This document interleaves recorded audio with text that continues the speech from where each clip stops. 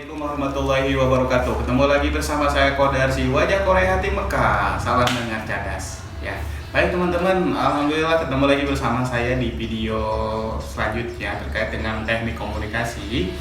Dan terima kasih banyak teman-teman masih tetap setia menonton video-video saya di Kodar TV. Dan seperti yang saya janjikan bahwa hari ini saya akan membahas terkait dengan lanjutan teknik komunikasi.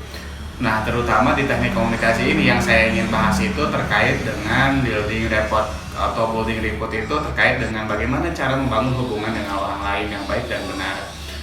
Karena banyak hari ini yang Anda tidak tahu ilmu ini, kemudian melakukan hubungan dengan orang lain, akhirnya kandas ya, kandas kayak lagu dangdut. Akhirnya yang terjadi adalah banyak masalah yang tidak ingin.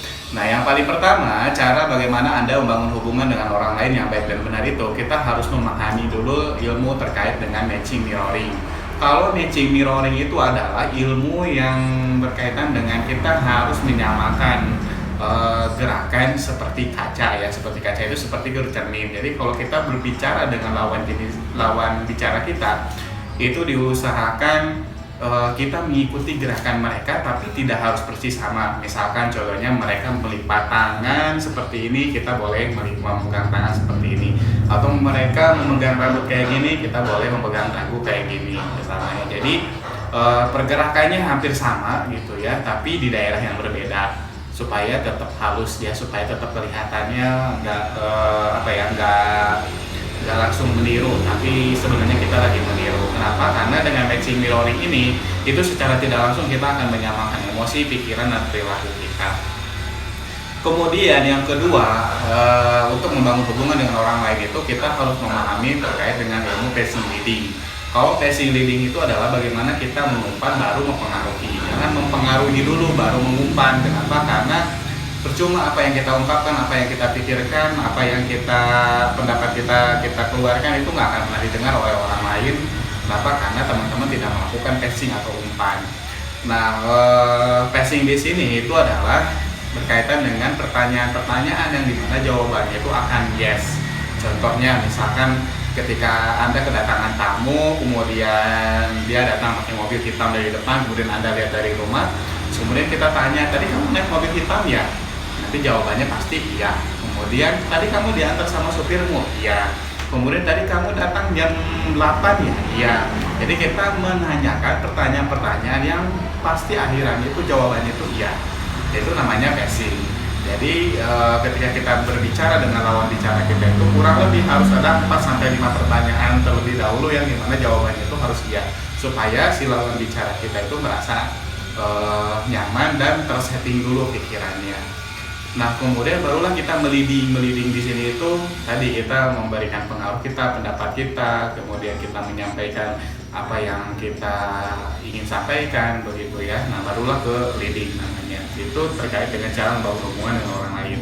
Kemudian di teknik NLP atau Neuro Linguistic Program terkait dengan teknik komunikasi, menurut NLP itu ketika kita berkomunikasi terjadi 3 proses yang pasti kita ketahui. Yang paling pertama terjadinya proses input, yang kedua ada proses filter, yang ketiga ada proses output. Nah, kalau proses input di sini di mana informasi masuk melalui visual, auditory, kinestetik, olfaktori, dan gustatory. Kalau visual itu berkait dari mata, jadi informasi yang kita dapatkan dari lawan bicara kita, dari bahasa tubuh mereka atau dari apa yang mereka sampaikan lewat visual mereka. Kemudian yang kedua dari audio, pendengaran dari kata-kata mereka. Atau yang ketiga dari kinestetik. Kalau kinestetik itu berkaitan dengan gerakan atau perasaan, sentuhan, dan yang lain-lainnya. Dan kemudian ada juga gustatory. Kalau gustatory itu berkaitan dengan rasa ya, rasa manis, asam, dan yang lain-lainnya. Kemudian ada juga olfaktori berkaitan dengan bau, misalnya wangi, bau atau bau busuk atau bau wangi apa gitu. Nah, itu berkaitan dengan olfaktori. Nah, itu terkait dengan input. Kemudian yang kedua, ketika informasi masuk ke dalam tubuh kita lewat visual, auditory, kinestetik, dan yang lainnya atau lewat pikiran kita, itu akan difilter di sana oleh otak kita. Nah, ketika filter di sana itu kita akan memilih ya bagaimana kita mengolah informasi. apakah informasi yang masuk ke dalam pikiran kita itu apakah mau ditambahkan, mau dikurangi, atau mau ditelan bulat-bulat, atau mau ditolak. Itu ya berkaitan, itu tugasnya adalah filter. Kemudian barulah oleh output. Kalau output itu berkaitan dengan perspektif atau pendapat, atau juga bisa dengan respon. Jadi si output ini barulah merespon atau memberikan pendapat atau menurut Inavi. Kemudian ada yang dinamakan dengan min hacking tool. Min hacking tool ini di mana cara bagaimana menghack pikiran orang lain.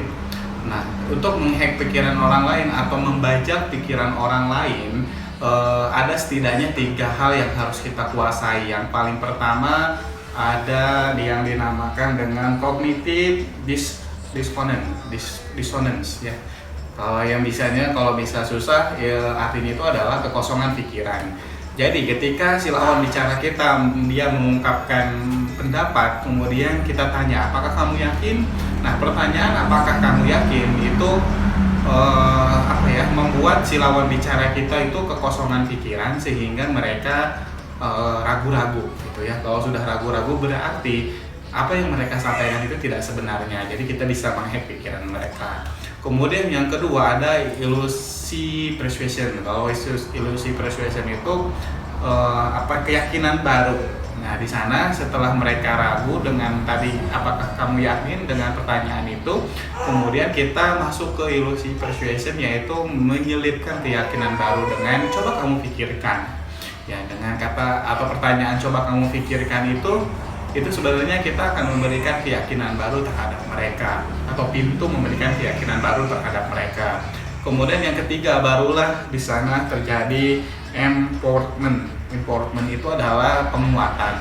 Kalau di penguatan ini barulah kita menguatkan tadi pendapat, keyakinan baru yang kita berikan terhadap lawan bicara kita.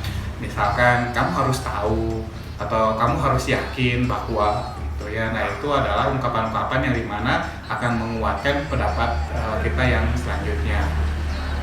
Nah, itu terkait dengan fenomena komunikasi atau teknik komunikasi di video kali ini, dan nanti next di video selanjutnya masih banyak yang ingin saya bahas terkait dengan teknik komunikasi. Sekian dari saya di video kali ini. Terima kasih banyak bagi teman-teman yang setia menonton video saya. Jangan lupa di like, subscribe, komen YouTube saya. Kemudian selamat berjumpa kembali di video saya selanjutnya. Terima kasih. Wabillahi taufiq wal hidayah. Assalamualaikum warahmatullahi wabarakatuh. Dadah.